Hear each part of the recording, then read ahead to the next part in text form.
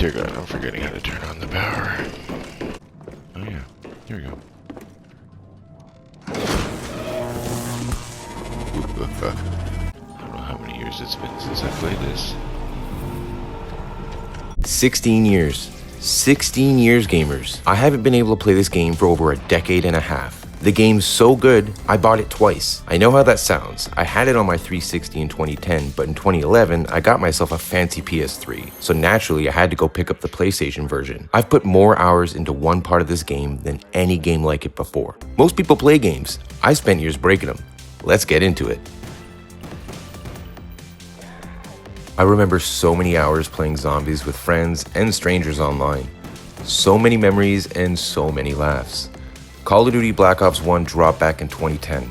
I had waited so long for this game. If you know anything about the franchise at all, you know it has so many games. I'm not going to list them, but Call of Duty World at War came out way back in 2008, and this was my favorite COD for one reason. It was the game that debuted zombies. So, when Black Ops 1 dropped, that was it for me. I became a hermit, and it quickly became my new favorite COD.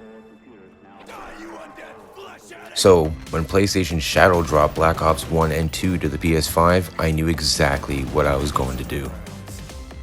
After playing for a few hours, I decided to share my first run after 16 years. I am definitely rusty as hell, and the controllers feel very 2010. But, you know what the craziest thing was?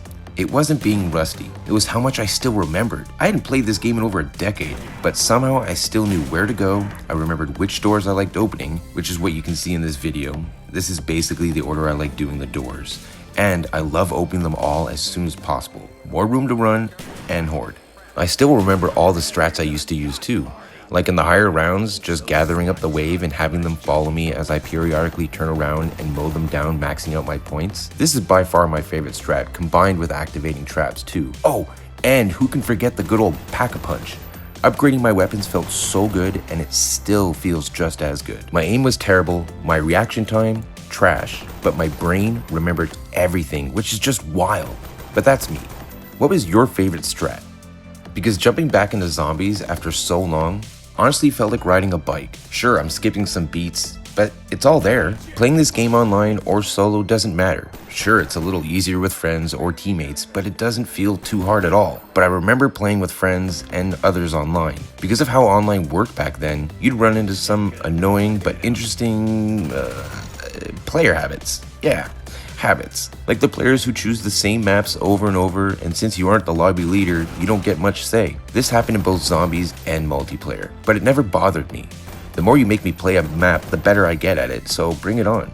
Teaming up against zombies was so much fun. Learning strats you didn't think of from a complete stranger, that's just a wicked feeling. Being able to connect with someone over a common interest and goal without toxic bullshit felt so amazing.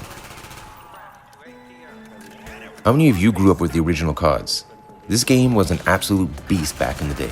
But what was really wild was how toxic the lobbies were. I'm sure many of you know this, but for those who don't, COD only had a raw console-dependent localized lobby system on the PS3.